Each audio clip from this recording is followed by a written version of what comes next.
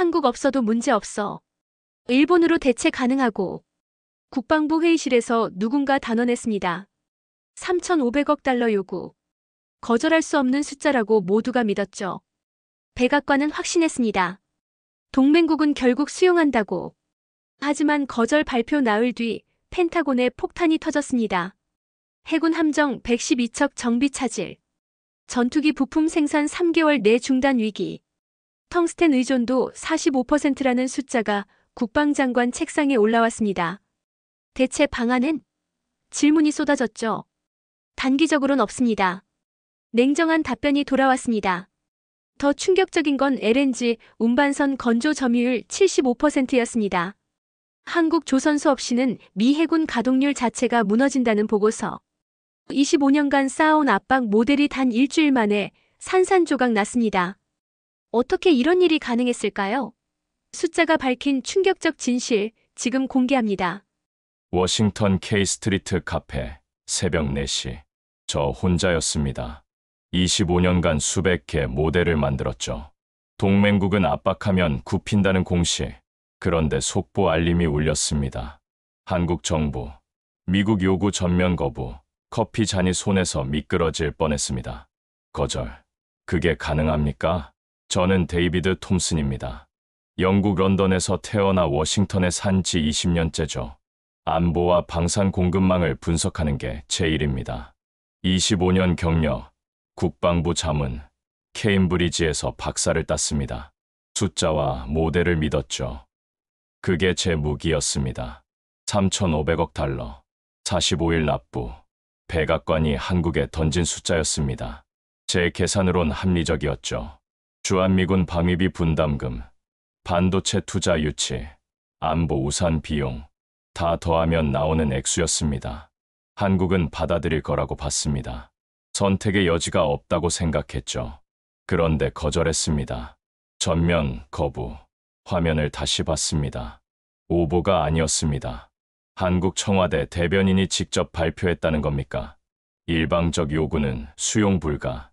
제 가슴이 두근거렸습니다. 분노가 아니었습니다. 뭔가 불길했죠. 새벽 6시, 동료 벤에게 전화했습니다. 그는 국방부에서 20년 일한 친구죠. 봤어? 제가 물었습니다. 봤지. 데이비드, 내 모델 다시 봐야 할 것 같아. 벤의 목소리가 낮았습니다. 무슨 소리야? 내 모델은 완벽해. 제가 반박했죠. 완벽, 데이비드. 넌 상대의 선택권을 계산에 안 넣었어. 그들도 선택한다고. 그 말이 귓가에 맴돌았습니다. 선택권, 동맹국에게 무슨 선택권입니까? 저는 화가 났습니다. 25년간 쌓아온 방법론이 부정당하는 기분이었죠. 오전 9시 사무실에 도착했습니다. 복도가 술렁였습니다.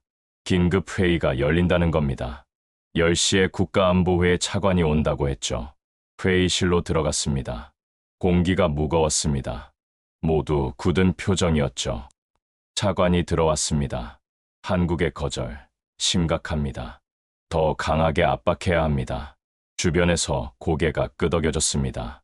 관세 카드, 방위비 재협상, 반도체 보조금 중단, 옵션들이 쏟아졌죠. 저는 입을 다물었습니다. 뭔가 이상했습니다. 회의 중간 누군가 문서 한 장을 돌렸습니다. 한국 정부가 제시한 대안이었죠. 대출 방식, 50대 50 분담, 단계적 이행, 구체적이었습니다. 이게 약탈입니까? 협력입니까? 제 머릿속에서 두 단어가 충돌했습니다. 차관이 말했습니다. 대안, 웃기는 소리입니다. 우리가 원하는 건 현금이에요. 지금 당장. 회의실이 조용해졌습니다. 저는 문서를 다시 봤습니다. 여백에 누군가 연필로 적어놨더군요. 파트너십, 물음표가 선명했습니다. 회의가 끝났습니다. 저는 자리로 돌아왔죠. 모니터를 켰습니다. 한국 뉴스를 검색했습니다.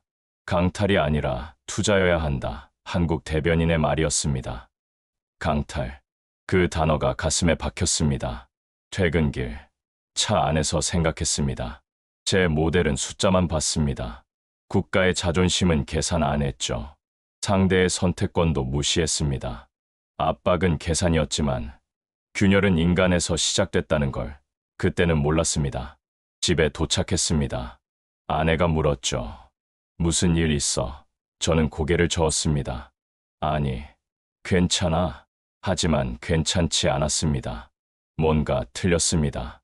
제 모델이 아니라 제가 세상을 보는 방식이 틀렸다는 생각이 스멀스멀 올라왔습니다. 그날 밤 잠이 오지 않았습니다. 천장을 보며 생각했죠. 내 모델엔 그들의 자존이 없었다. 데이터가 날 배신한 게 아니라 내가 데이터를 오독했다. 그 깨달음이 시작이었습니다. 다음 날 아침 출근하자마자 영상을 찾았습니다. 한국 대변인 기자회견이었죠. 화면 속 그는 단호했습니다.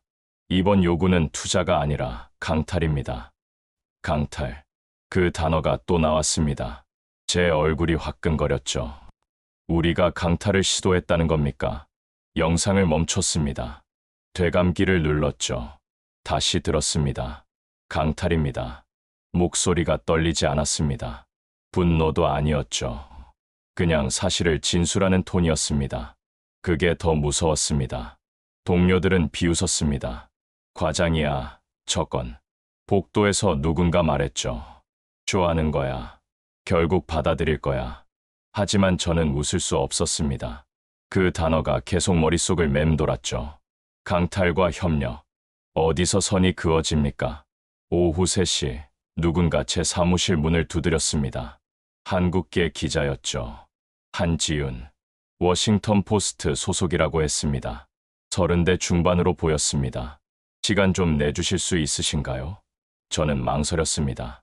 기자와 얘기하는 건 조심스러운 일이었죠. 하지만 뭔가 이끌렸습니다. 고개를 끄덕였죠. 그는 태블릿을 꺼냈습니다. 데이터를 보여드리고 싶습니다. 화면에 표가 떴죠. 반도체 메모리 세계 점유율, 한국 65%, LNG 운반선 건조, 한국 75%, K9 자주포 수출, 40개국. 숫자들이 눈에 박혔습니다. 태블릿 화면의 파란 빛이 제 얼굴에 반사됐죠. 이게 뭡니까? 제가 물었습니다. 목소리가 갈라졌습니다. 한국이 미국에 기여한 목록입니다. 한지윤이 답했죠. 손가락으로 화면을 넘겼습니다. 반도체 없으면 미 공군 F-35가 못 뜹니다. 조선소 없으면 미 해군 함정 수리가 지연됩니다. 방산 협력 없으면 동맹국들이 러시아제 무기를 삽니다. 저는 화면을 뚫어져라 봤습니다. 각주가 빼곡했죠. 출처가 명확했습니다. 국방부 보고서, 산업통상부 자료, 해군 정비 일정표, 페이지 번호까지 있었습니다. 조작이 아니었습니다. 제 가슴이 두근거렸죠. 손바닥에 땀이 났습니다. 왜 이걸 저한테 보여주는 겁니까? 제가 물었습니다. 한지윤이 저를 똑바로 봤습니다. 눈빛이 날카로웠죠. 당신이 모델을 만드는 사람이라고 들었습니다. 그런데 당신 모델엔 이 숫자들이 없더군요. 그의 목소리가 차분했습니다. 비난이 아니었죠. 사실 진술이었습니다. 그게 더 아팠습니다. 저는 입을 다물었습니다. 반박할 말이 없었죠. 제 모델은 미국이 한국에 준 것만 계산했습니다. 안보 우산, 주한미군, 기술 이전. 하지만 한국이 미국에 준 건 계산 안 했죠. 일방통행이었습니다. 제가 만든 고속도로는 한쪽 방향만 있었던 겁니다. 동맹은 협박을 모릅니다. 한지윤이 말했습니다. 협력은 존중에서 시작하죠. 강요는 동맹을 부숩니다. 그가 일어나며 명함을 놓았습니다. 자료가 필요하시면 연락 주세요. 진실은 숫자로 말합니다. 문이 조용히 닫혔죠. 그가 나간 뒤 저는 멍하니 앉아 있었습니다. 창밖을 봤습니다. 워싱턴의 오후 햇살이 비스듬히 들어왔죠. 먼지가 빛 속에서 떠다녔습니다.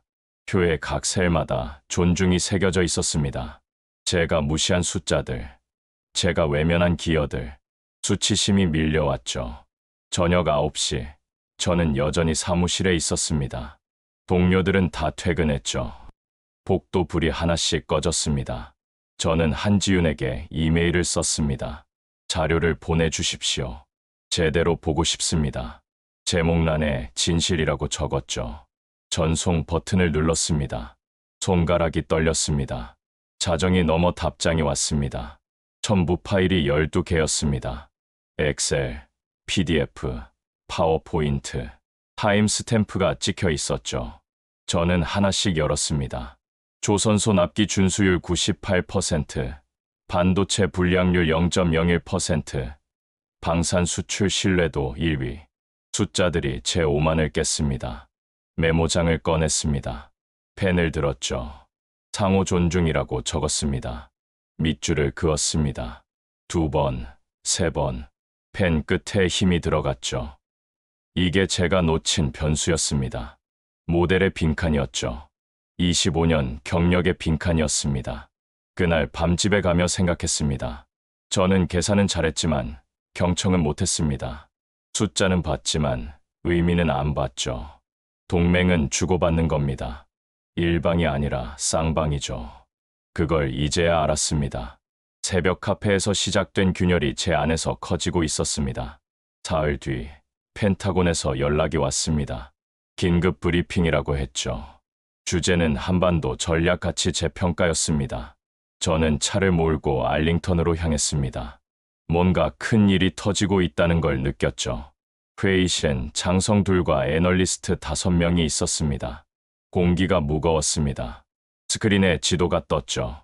한반도와 동아시아였습니다. 붉은 원들이 그려져 있었습니다. 브리핑 장교가 레이저 포인터를 들었습니다. 붉은 점이 평택을 가리켰죠. 평택에서 베이징까지 985km입니다. 원호가 그려졌습니다. 베이징이 딱 들어왔죠. 군산 기지의 MQ-9 드론 작전 반경 1200km입니다.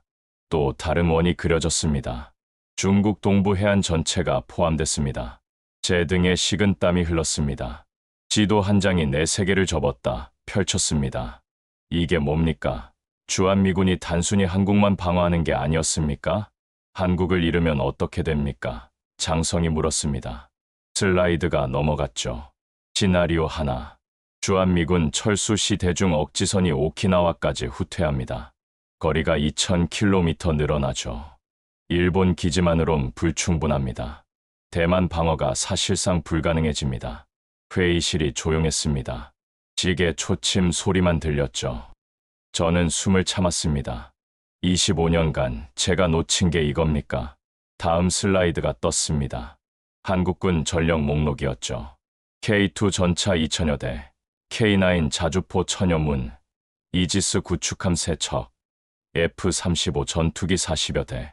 숫자들이 빼곡했습니다. 한국군은 세계 6위 군사력입니다. 재래식 전력으로 북한을 압도하죠. 우리의 전략 자산입니다. 전략 자산. 그 단어가 귓가에 꽂혔습니다. 우리가 지킨다. 그들도 우리를 지킨다. 아니, 그들이 최전선에 서 있는 겁니다. 핵 시나리오입니다. 장성의 목소리가 낮아졌습니다. 화면이 어두워졌죠. 만약 미국의 해구산이 흔들린다면 지도에 붉은 점들이 찍혔습니다. 한국, 일본, 대만. 이들 국가의 자체 핵무장 논의가 시작됩니다. 동아시아 핵 도미노죠. 제 손이 떨렸습니다. 테이블 밑에서 주먹을 쥐었죠. 핵 도미노. 우산이 흔들리면 모든 게 무너진다는 겁니까? 한국은 기술력이 있습니다. 애널리스트가 말했습니다. 원전 기술, 미사일 기술, 재처리 능력. 원하면 1년 안에 핵무기 제조 가능합니다. 슬라이드에 그래프가 떴죠. 한국의 핵 기술 수준. 놀라웠습니다. 장성이 레이저 포인터를 껐습니다. 주한미군 주둔은 한국 방어가 아닙니다. 동아시아 전략 균형의 핵심입니다. 이게 3,500억 달러로 계산될 가치입니까? 그가 저를 봤죠. 제 얼굴이 화끈거렸습니다. 브리핑이 끝났습니다. 저는 자리에서 일어나지 못했습니다. 다리에 힘이 없었죠. 985km. 그 숫자가 머릿속을 맴돌았습니다. 베이징까지의 거리, 억지의 거리, 평화의 거리였습니다. 복도로 나왔습니다. 한 장성이 다가왔죠. 톰슨 박사, 모델을 다시 짜야 할 겁니다. 그가 어깨를 두드렸습니다. 한국은 우리의 방패가 아니라 창입니다. 그걸 잊으면 안 됩니다. 차에 올라탔습니다. 시동을 걸지 못했죠. 핸들을 쥔 채 멍하니 앞을 봤습니다. 제 모델엔 지도가 없었습니다. 거리도, 반경도, 억지력도 없었죠. 숫자만 있었습니다. 돈만 계산했습니다. 저녁 무렵 사무실로 돌아왔습니다. 노트북을 켰죠. 제 모델 파일을 열었습니다. 엑셀 시트가 펼쳐졌습니다. 수백 개 셀, 수십 개 수식. 하지만 전략적 위치에 항목은 없었습니다. 억지 반경 변수도 없었죠. 삭제 버튼에 손을 올렸습니다. 하지만 누르지 못했습니다. 25년의 무게가 손가락을 눌렀죠. 대신 새 시트를 만들었습니다. 제목을 적었습니다. 상호의존 모델. 첫 변수를 입력했죠. 전략적 거리. 그날 밤 늦게까지 일했습니다. 지도를 출력했습니다. 원호를 그렸죠. 평택, 군산, 오산, 붉은 선들이 중국을 감쌌습니다. 이게 진짜 가치였습니다. 돈으로 환산 불가능한 가치였죠. 새벽 2시, 집에 도착했습니다. 아내가 자고 있었습니다. 저는 조용히 서재로 들어갔죠. 책장에서 지도책을 꺼냈습니다. 동아시아 페이지를 펼쳤습니다. 한국을 봤죠. 작은 반도. 하지만 거대한 무게를 지탱하고 있었습니다. 균형의 무게, 평화의 무게였습니다. 일주일 뒤, 우연히 다큐멘터리를 봤습니다. 한국 조선소에 관한 내용이었죠. 처음엔 관심 없었습니다. 배 만드는 이야기가 뭐가 중요합니까? 하지만 채널을 돌리지 못했습니다. 화면에 거대한 조선소가 나왔습니다. 울산이었죠. 밤하늘 아래 용접 스파크가 터졌습니다. 수천 개의 불꽃이 어둠을 밝혔죠. 해설자가 말했습니다. LNG 운반선 건조. 한국이 세계 시장의 75%를 장악합니다. 75%. 제가 다시 들었습니다. 그게 사실입니까? 화면이 확대됐죠. 용접공의 손이 보였습니다. 마이너스 163도를 견디는 단열재를 붙이고 있었습니다. 0.1mm 오차까지 관리한다고 했죠. 제 입이 벌어졌습니다. 미국 조선소는 이 기술이 없습니다. 해설자가 덧붙였습니다. 화면이 전환됐죠. 미국 조선소가 나왔습니다. 텅 비어 있었습니다. 지난 30년간 경쟁력을 잃었습니다. 대형 상선 건조가 사실상 불가능하죠. 다음 날 아침 사무실에 도착하자마자 자료를 찾았습니다. 국방부 내부 보고서였죠. 제목이 미 해군 함정 정비 의존도였습니다. 파일을 열었습니다. 첫 페이지에 숫자가 떴죠. 한국 조선소 의존 함정 112처. 112처. 미 해군 전체의 3분의 1이 넘는 숫자였습니다. 제 손이 떨렸죠. 다음 페이지를 넘겼습니다. 정비 항목이 빼곡했습니다. 구축함 엔진 오버홀, 항모 보조 시스템 점검, 잠수함 추진 장치 교체, 모두 한국에서 진행됐습니다. 왜 한국입니까? 보고서에 적혀 있었습니다. 납기 준수율 98%, 비용 미국 대비 60%, 품질 불량률 0.02%, 숫자가 말하고 있었죠. 강철의 솔기가 동맹을 꿰맨다. 페이지를 넘겼습니다. 시나리오 분석이 나왔죠. 한국 조선소 접근 불가 시 제목이 섬뜩했습니다. 내용은 더 충격적이었습니다. 미 해군 가동률 15% 하락, 정비 대기 기간 3배 증가, 추가 비용 연간 200억 달러, 200억 달러. 1년에 제 계산기를 두드렸습니다. 10년이면 2천억 달러였습니다. 3,500억 달러 요구가 얼마나 어리석었는지 보였습니다. 다음 섹션을 읽었습니다. 미국 내 대체 시설 구축 가능성, 결론이 간단했죠. 최소 10년 소요, 투자액 1,000억 달러 이상, 기술 인력 확보 불확실, 대체 불가능하다는 뜻이었습니다. 전화벨이 울렸습니다. 벤이었죠. 데이비드, 조선 보고서 봤어. 그의 목소리가 무거웠습니다. 봤어. 제가 답했습니다. 어떻게 생각해? 벤이 물었죠. 저는 한참 침묵했습니다. 우리가 그들을 필요로 해. 벤이 한숨을 쉬었습니다. 맞아. 우리가 그들을 필요로 해.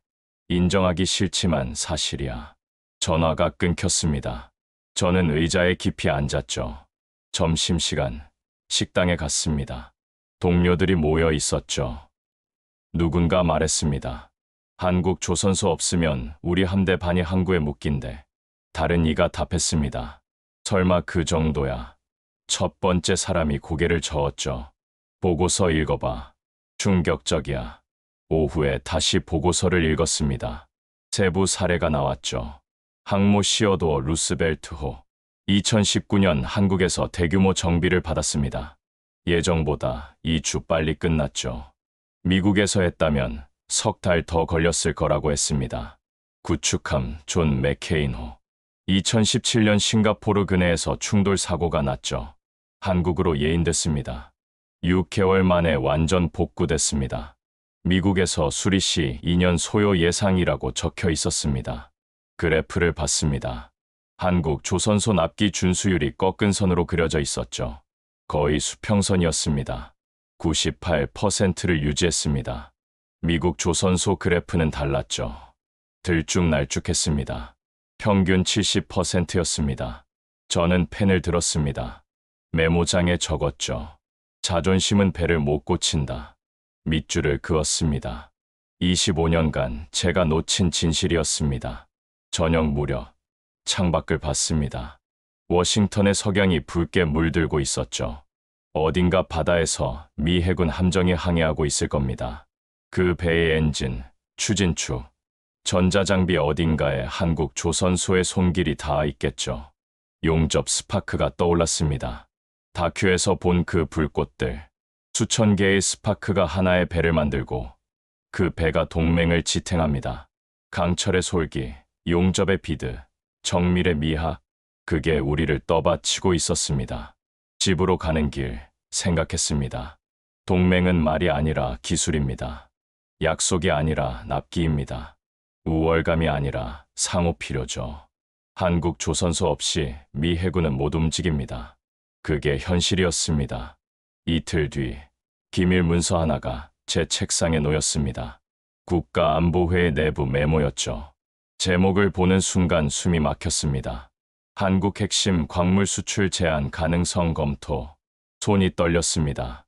한국이 광물 수출을 제한한다는 겁니까? 보복이었습니다. 우리가 압박하니 그들도 카드를 꺼낸 겁니다. 문서를 펼쳤습니다. 첫 페이지에 표가 있었죠. 텅스텐, 한국 의존도 45%, 비스무트 38%, 인듐 42%, 안티모니 33%. 숫자들이 눈에 박혔습니다. 텅스텐. 제가 그 단어를 소리내 읽었습니다. 미사일 탄두, 전투기 엔진, 전자장비에 들어가는 금속이었죠. 대체제가 없었습니다. 다음 페이지를 넘겼습니다. 현재 비축량 분석, 그래프가 나왔죠. 곡선이 급격히 떨어졌습니다. 비축량 석 달. 석 달이면 바닥난다는 뜻이었습니다. 제 등에 식은땀이 흘렀죠. 공급 중단 시 영향 섹션을 읽었습니다. 미사일 생산 70% 감소, 전투기 부품 생산 중단, 전자전 장비 납품 지연. 목록이 2페이지를 채웠습니다. 전화가 울렸습니다. 국가안보회의 상황실이었죠. 톰슨 박사, 지금 오실 수 있습니까? 목소리가 긴박했습니다. 가겠습니다.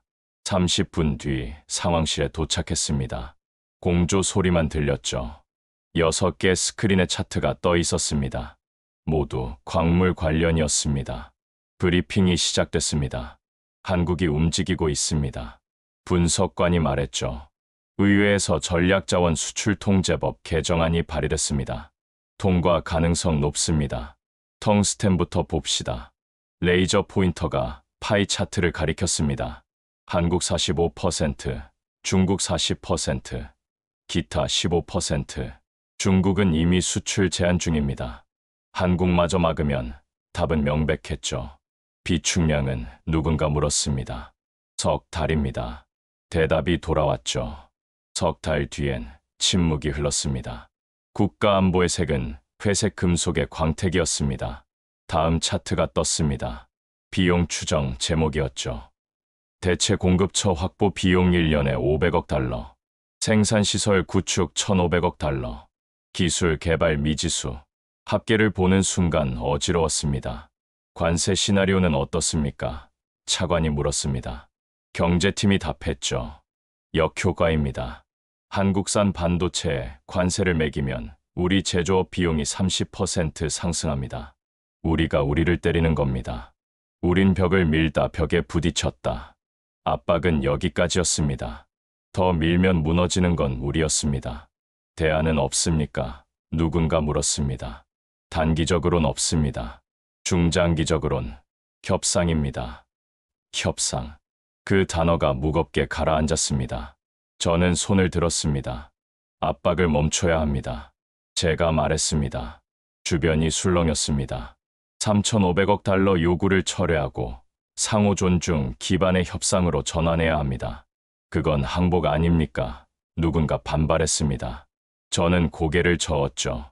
항복이 아니라 현실 인정입니다. 우린 한국 없이 못 움직입니다. 지도가 증명했고, 조선소가 증명했고, 이제 텅스텐이 증명합니다. 차관이 저를 봤습니다. 보고서로 만들 수 있겠습니까? 제가 고개를 끄덕였죠. 일주일 들이십시오. 사무실로 돌아왔습니다. 새 파일을 만들었습니다. 제목을 적었습니다. 한미동맹 재정의 압박에서 파트너십으로 첫 문장을 썼습니다. 동맹은 강요가 아니라 상호 존중의 구조다. 일주일 동안 밤을 샜습니다. 모든 데이터를 모았죠. 지도, 조선소, 광물, 반도체, 그래프를 그렸습니다. 표를 만들었습니다. 결론은 하나였습니다. 우리는 한국을 필요로 합니다. 보고서를 제출했습니다. 80페이지였죠. 각주가 200개 넘었습니다. 하나하나 검증 가능한 데이터였습니다.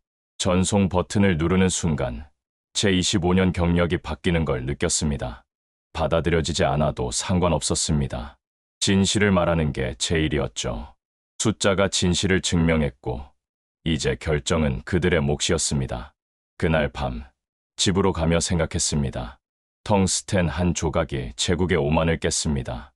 회색 금속의 무게가 정책을 바꿀 겁니다. 숫자가 진실을 말하고 진실이 방향을 바꿉니다. 이제 시작입니다. 사흘 뒤 차관실에 호출됐습니다. 제 보고서가 책상 위에 놓여 있었죠. 빨간 펜 자국이 가득했습니다. 톰슨 박사. 차관이 보고서를 밀었습니다. 이건 받아들일 수 없습니다. 제 가슴이 철렁했죠. 무엇이 문제입니까? 제가 물었습니다. 전부입니다. 차관이 자리에서 일어났습니다. 항복하자는 겁니까? 우리가 한국한테 굽힌다는 겁니까? 목소리가 날카로웠습니다. 굽히는 게 아니라 인정하는 겁니다. 제가 답했죠. 현실을 인정하는 겁니다. 차관이 손을 저었습니다. 현실. 당신 현실은 패배주의입니다. 이 보고서 철회하십시오. 안 됩니다. 제가 말했습니다.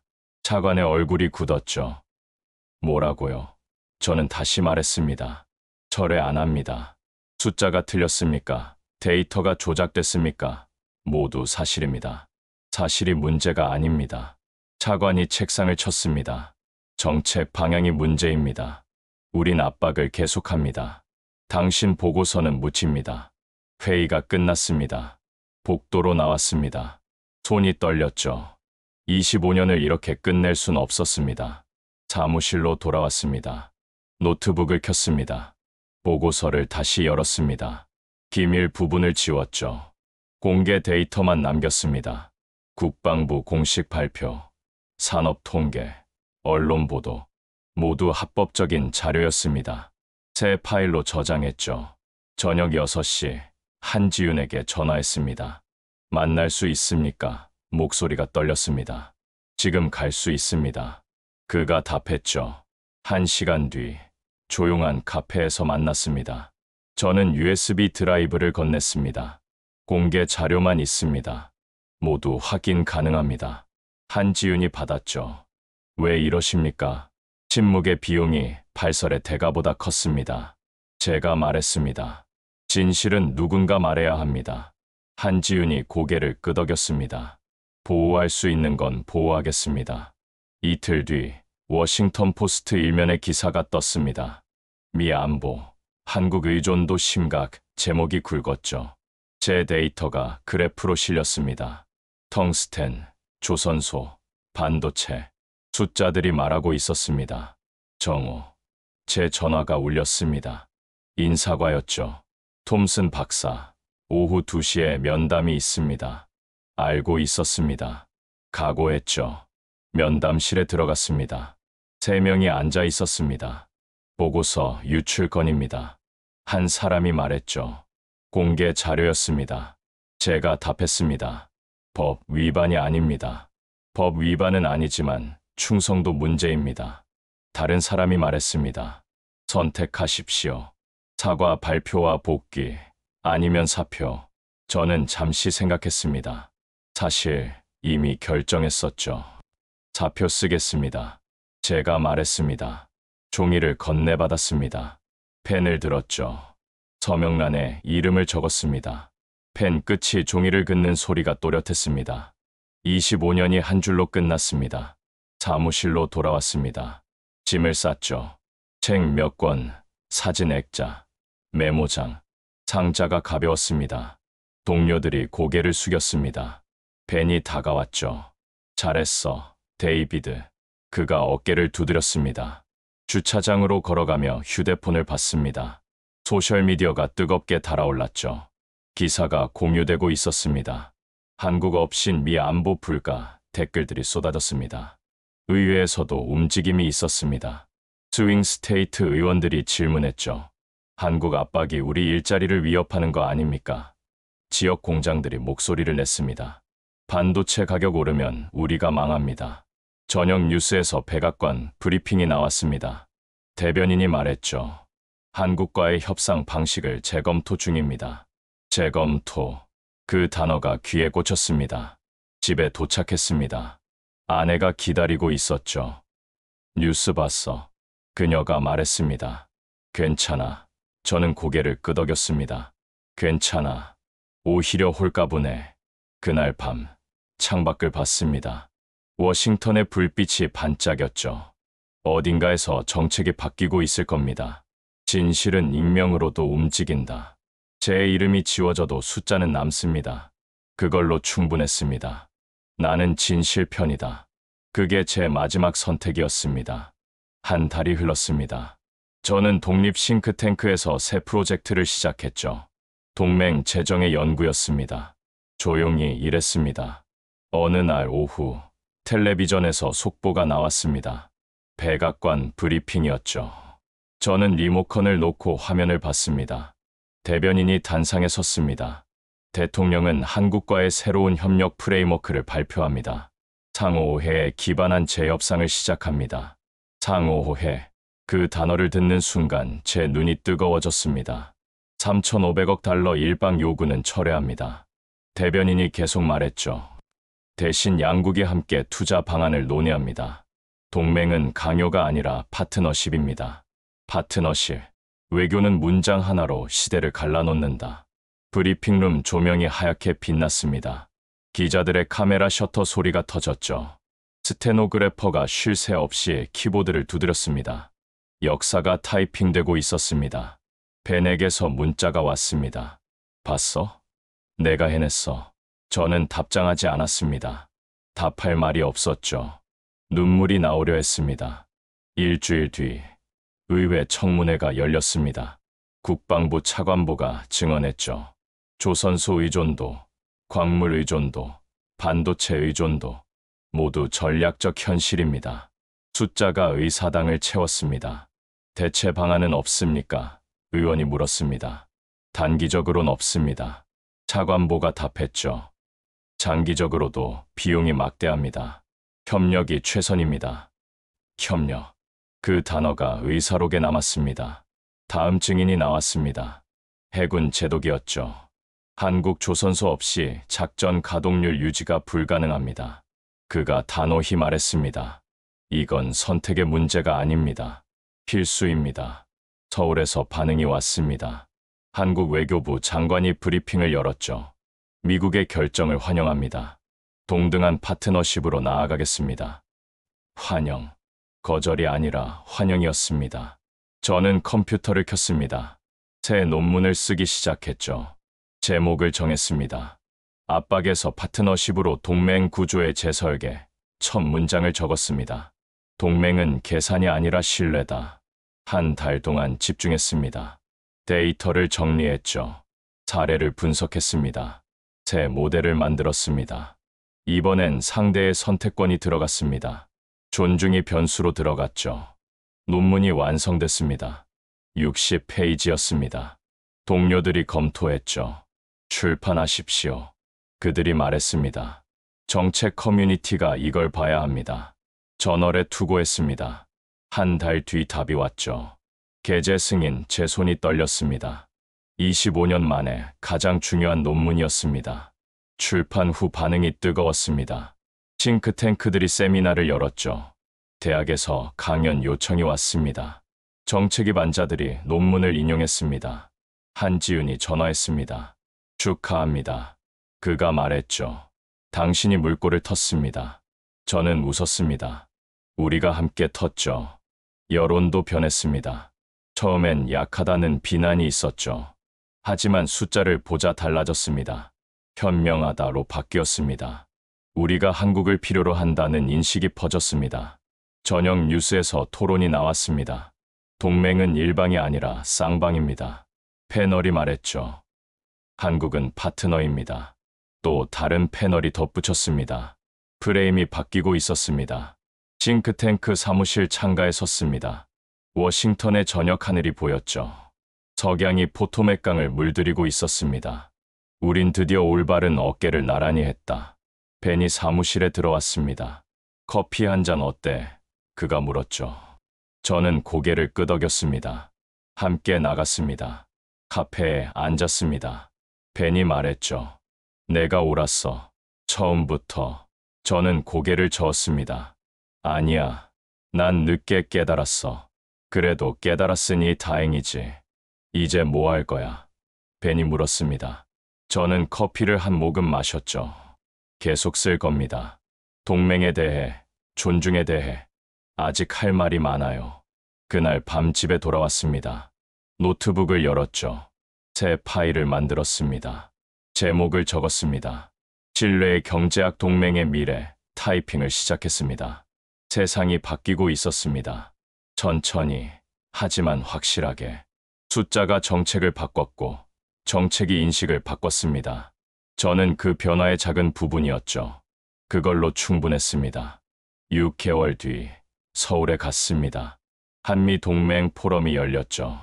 기조연설자로 초청받았습니다. 처음엔 망설였습니다. 하지만 가기로 했죠. 인천공항에 내렸습니다. 한국의 공기가 달랐습니다. 더 가볍게 느껴졌죠. 포럼 당일, 컨벤션 센터는 가득 찼습니다. 500명이 넘는 청중이었죠. 한국 관계자, 미국 외교관, 학자들, 현수막이 걸려 있었습니다. 동등한 파트너십의 새 시대, 단상에 올랐습니다. 마이크를 잡았죠. 심호흡을 했습니다. 저는 틀렸습니다. 첫 문장이었습니다. 청중이 조용해졌죠. 25년간 동맹을 계산했습니다. 하지만 계산에 존중이 없었습니다. 제 목소리가 떨렸습니다. 우리가 한국을 필요로 한다는 걸 몰랐습니다. 아니, 인정하지 않았습니다. 숫자를 말했습니다. 텅스텐, 조선소, 반도체, 985km. 데이터가 스크린에 떴죠. 이 숫자들이 저를 바꿨습니다. 강철과 실리콘, 그리고 신뢰가 만든 동맹입니다. 동맹은 일방이 아닙니다. 쌍방입니다. 제가 말했습니다. 압박이 아니라 존중입니다. 우리는 함께 강합니다. 마지막 문장이었죠. 박수가 터졌습니다. 기립박수였습니다. 파도처럼 밀려왔죠. 저는 고개를 숙였습니다. 눈물이 흘렀습니다. 다음 날 국립묘지를 찾았습니다. 조용했죠.